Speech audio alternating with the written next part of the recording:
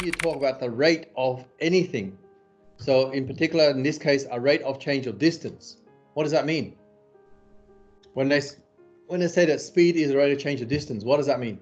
Distance is traveled per unit of time. Yes. So do you remember this one? If I want to measure speed, it would be then total distance, yeah, traveled, then over what? On total time.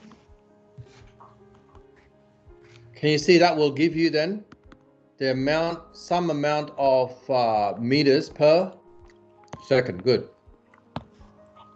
That's 1 second down here. This number can be anything it come out to be.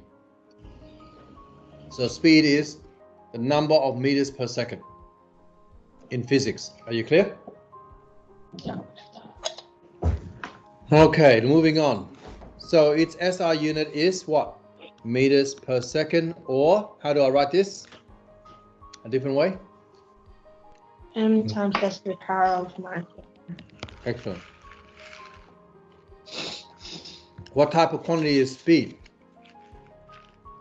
Scalar. Excellent.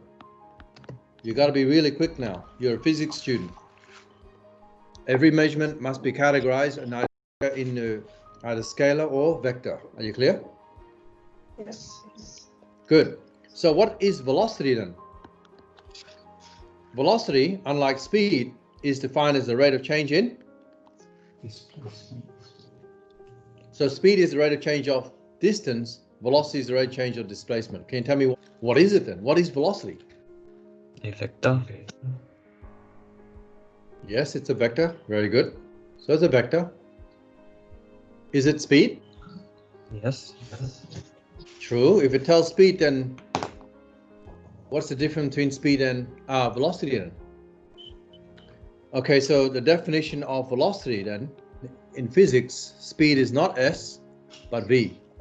So v is equal to distance, which is s divided by time. Now we are saying v is speed and s is equal to distance. Okay, now when I come to velocity then, what's the formula? What do you think the formula will be? It's total Displacement Yep. over time. Yes. And so symbol wise, what would it be? V equals S over T. Okay, let's have a look at this one here. Answer that question first.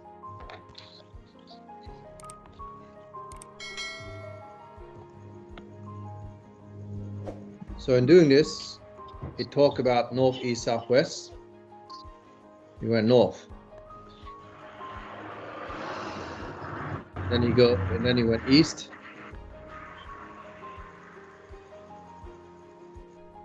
And the time taken is 9.58 seconds.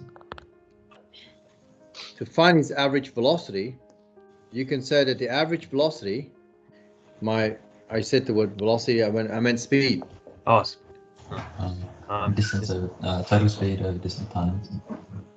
Yeah, average speed is equal to total distance divided by total time, which in this case is 100 meters on 9.58 seconds, 10.4 meters per second. If Usain Bolt was to do this 100-meter run, do you think he could run at 10.4 meters per second every second? Constant? No. Impossible, right? Because clearly, how do you know that he won't be able to do it constantly? Maybe because in the beginning when he runs, that second it takes him to catch up the speed. So constant speed will be different. Excellent. I mean, he wasn't very fast at the beginning. He had to try and build up the speed. Find the average velocity. The displacement is 70.71 meters. 70.71 71. meters. What is its direction? Excellent. North 45 degrees east. So therefore our average velocity, which I'm going to use symbol as such, is total displacement on total time. 70.71 meters on 9.58, and this will be north 45 degrees East. east. Amazing. 7.4 meters per Meters. second, north 45 degrees east. Okay, what does that say? Can somebody compare the average velocity to the average speed above? Why is it lower? Right, it's because there's less distance, but he's traveled in the same amount of time. Excellent. Good thinking. Now, let's look at some graphing. What do you think Usain's Bolt graph look like then? Okay, if you were to guess, what type of shape would you draw? Exponential. Because he's a human being, there's no way he can actually go faster and faster. And, yeah, because what this graph is indicating is that his speed is actually exponentially increasing. There is a quantitative way in which we can use the graph to tell that it's wrong. Let's see who else can tell me what the possible Usain Bolt graph look like. Pretty sure at the beginning he's slow up like that, isn't it right? And then he's probably going to build some speed, and then he's probably going to flat off or die back down. We don't know. You know what I mean? Yeah. It'll be something more like this.